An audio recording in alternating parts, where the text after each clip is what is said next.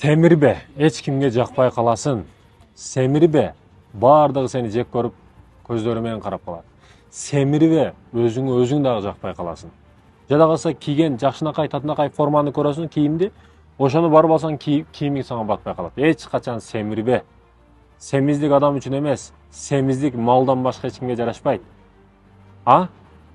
Букаларды, багуудагы букаларды бир жерден жылдырбай, ошол жерде карма батайын ардекелерди берип жедирип семиртет, ошо бир жерден чыгарбай. Бүгүн кээ бирөөлөр ошондон айырмасы жок.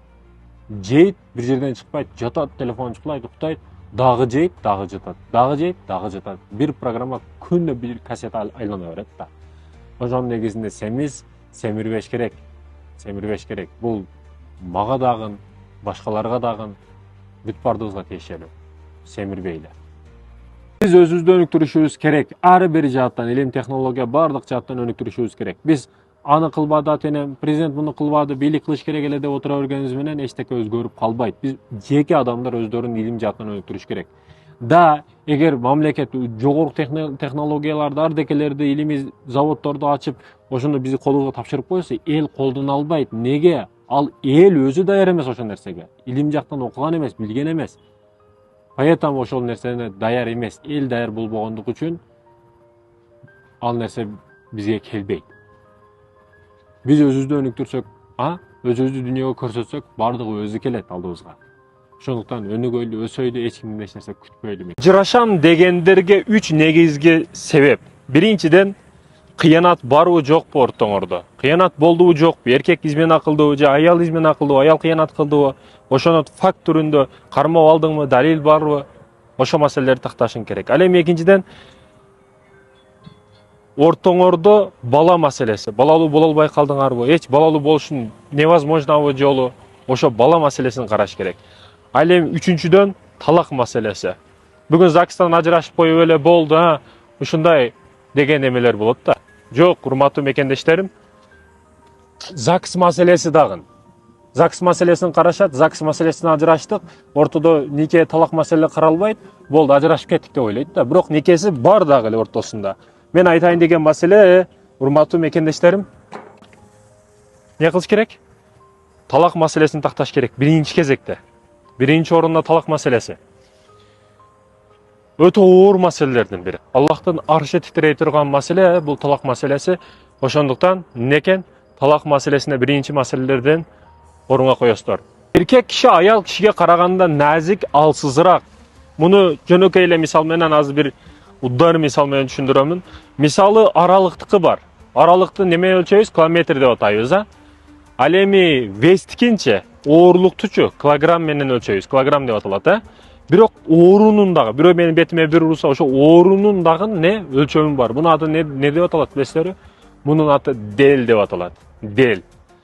Эркек киши, мисалы мен эркекмин, 45 делге чейин оорлукту көтөрөм мен. Ооруну көтөрөм. Бирок 45 делден өтүп кете турган болсо мен же тупой болуп калам, же өлүп калам. Эки вариант бар мага. Кудай Таала ошентип өлчөп койгон ар бир нерсени. Бирок аял киши төрөттө, билесизби, төрөгөн учурда, бала төрөгөн учурда 55-57 делге чейин ооруну көтөрөт экен да. Мына ушул эле мисал менен аял киши стрессти, депрессияны, ушундай көзгө көрүнбөгөн ооруларды өтө көтөрүмдүү болот экен да. Ошондуктан да көп маселелер, мындайча айтканда, оор маселелер. Көз жаш менен чыгып кетет да аялдарда.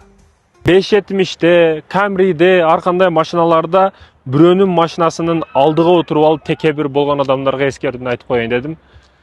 Жолдо баратасың, бирөөнүн машинасына отуруп алган. Анан мынтип карайт да. Колду мындай кылып алган, мынтип карап коет. Машина сеники болсо дагы макул эле. Сенин үйүң болсо да макул эле. Бирөөнүкү менен мактанып текебир болуп не кыласың сен? Аллах Таала ошондуктан да жакшы көрөмүн, сүйөмүн дейт. Байларды колу ачык.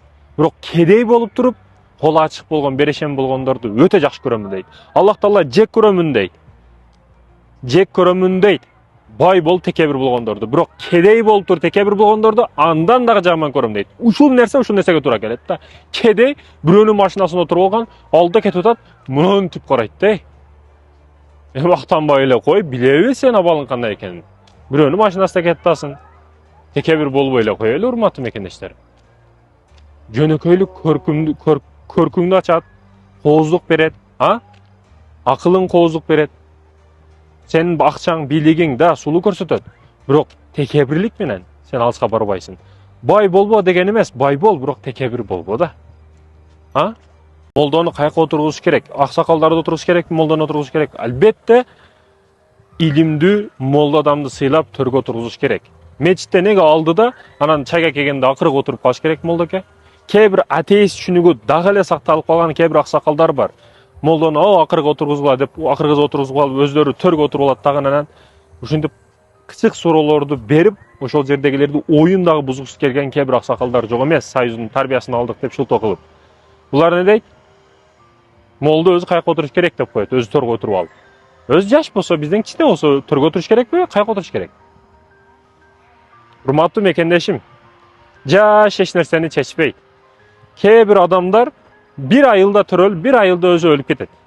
Ал айылда же школа дагы болбойт, же окуу жайы дагы болбойт. Эч нерсе, билим да калган эмес, тажрыйба да калган эмес. Бир жерде жашап, бир жерде өлүп кетет. А бир адам бар төрөлөт, дүйнө кезет. Дүйнө университеттеринде окуйт. Илим алат. Көрбөгөн нерсеси калбайт, билбеген нерсеси калбайт. Мунуку жаш кичине, арканыкы чоң. Бирок бул дүйнө көргөндүгү үчүн, илим алгандыгы үчүн бул ар дайым артык турат, урматтуу мекендешим. Ошондуктан айтайын дегеним, некен?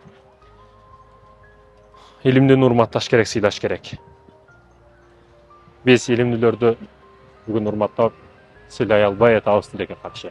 Чубак устазды дагы жашоо кезинде көп урмат сыйлап албаган адамдар өткөндөн кийин мен тирүү күндө мындай кылып койдум эле, жашоо кезде мынтип сыйлабадым деп өкүнгөндөрүн өтө көп уктум мен. Ошондуктан некен?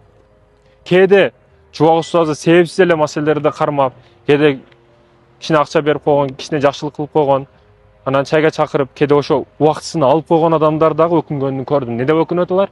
Мен көбүрөөк чай менен сүйлөшүп калдым, көбүрөөк ал менен убактысын алып койдум устаздын.